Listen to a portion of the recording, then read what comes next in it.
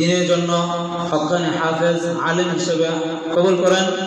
তার পিতার ত্যাগ, যে ত্যাগগুলা ওনার বাবা করতেছে অনেক কষ্ট করে সারাদিন, আল্লাহ তাআলা যেন এই কষ্টের বদলতে তার দুই সন্তানকে এবং কি আমাদের প্রত্যেকটা সন্তানকে আল্লাহ তাআলা যেন দিনের জন্য কবুল করেন এবং পূর্ণাঙ্গ হাফেজ, পূর্ণাঙ্গ আলেম হিসেবে আল্লাহ তাআলা কবুল করেন। আল্লাহ তাআলা সকলকে কবুল মঞ্জুর করুন। এ পর্যায়ে আমাদের মাদ্রাসার আরেকজন প্রতিযোগী, যার মুখের জড়তার কারণে পড়াগুলো স্পষ্ট আসে না, এটা তার কোনো দোষ না, যদিও সে এটা ছোটো থেকে তার একটা রূপ বললে চলে। যদি আমরা সে যদি চেষ্টা করে যে কোরআন যখন পড়বে, যেমন আমি একটু তেলাওয়াত ছাড়ছিলাম, এই তেলাওয়াতটা ছেলে কথা বলতে পারে না, ছেলে কি করতে পারে না, কথা বলতে পারে না, কিন্তু কোরআন যখন পড়ে অনেক সুন্দর এবং মধুর সুর দিয়ে কি কোরআন পড়তে পারে। তোমরা শুনছো না? তা কোরআনের ক্ষেত্রে আমি মনে করি যে তোমার মুখে যতই জড়তা থাকুক, তোমার যতই সমস্যা থাকুক, যখন তুমি কোরআন পড়বা, এই কোরআনের মজাজের কারণে তোমার একটা পড়া, একটা আয়াত তোমার আটকিবে না। আমি সেটা মনে করি। সে যদি আরেকটু চেষ্টা করে যে সে মন থেকে চেষ্টা করে যে পড়াগুলো অনেক সুন্দর করে পড়বে, সে যদি আমাদের মাঝে আরও সুন্দর করে পড়তে পারবে এবং কি পারাগুলো সুন্দর করে অ্যাড করতে পারবে। সে হলো আমাদের মাদ্রাসায় তাদেরকে সান্ত্বনা পুরস্কারও দেওয়া যেতে পারে এবং কি চতুর্থ উত্তীর্ণ হিসাবে ধরা যেতে পারে। সেটা হচ্ছে মোহাম্মদ রাইফুল ইসলাম। মোহাম্মদ রাইফুল ইসলাম আজকের প্রতিযোগী চতুর্থ স্থান অধিকার করেছে।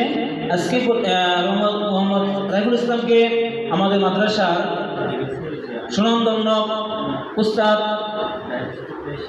মোহাম্মদ মুফতি সাহেবের কাছ থেকে, নাম বলা যাবে না, মুফতি সাহেবের কাছ থেকে আমাদের নেত্রকোনা হুজুর, ওনার কাছ থেকে পুরস্কার নেওয়ার জন্য অনুরোধ করা হয়েছে।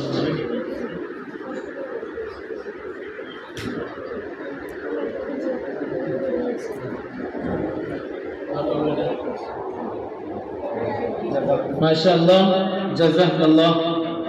রাইফুল ইসলামকে সামনের দিকে আরও এগিয়ে যেতে হবে এবং পড়াগুলো অনেক সুন্দর করে পড়তে হবে।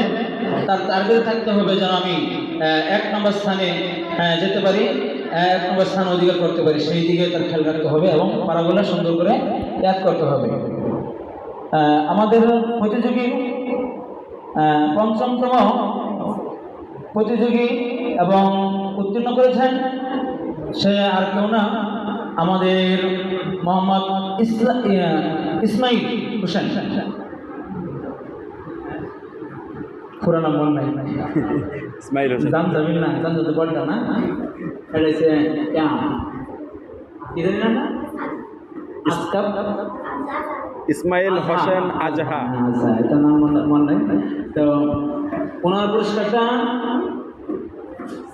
ওনার পিতার কাছ থেকে নেওয়ার জন্য অনুরোধ করা হচ্ছে। আসো, ভালো করতে হবে। ঠিক আছে, ইসমাইলকে ভালো করতে হবে। আমি হঠাৎ করে মনে করি যে ইসমাইলের যে এত মুখে জড়তা কীভাবে চলে আসছে, আমি সেটা এখন ভাবতে পারতেছি না। যখন নাজারে পড়ছিল অনেক সুন্দর করে পারাগুলো পড়া শোনাতে পারছে, এখন মুখের জড়তা বাইরে গেছে, শরীরের শারীরিক ঘটনা আরও নষ্ট হয়ে যেতেছে, পড়াও তো এত রাখতে পারে না। যাক, সবাই মিলে ইসমাইলের জন্য এবং সবাই সবার জন্য দোয়া করবা।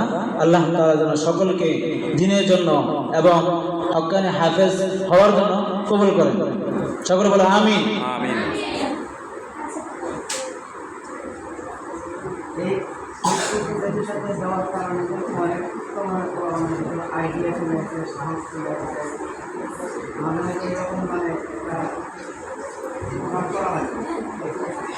ইনশাল্লাহ ইসমাইল খুব ভালো পারবে। ইসমাইল প্রথম হওয়ার জন্য চেষ্টা করবে। এরপরে ইসমাইলের মেধা আছে, কিন্তু একটু দুর্বল হয়ে গেছে।